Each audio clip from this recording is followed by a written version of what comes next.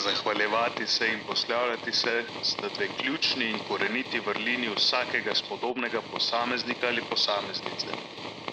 Zahvala kot taka izraža hvaležnost, v primeru neiskrenosti pa služi zgolj kot družbeno orodje, v vsakem primeru znak spoštovanja. Slovo pa je več kot le dejanje, je duševni pojem,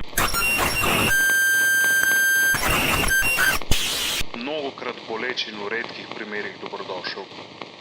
Pri slovesu je poslavljanje ključno, a mnogokrat premalo premišljeno, saj se posameznik mnogih pravih besed spomni šele, ko je prepozno. Poslavljamo se lahko od ljudi,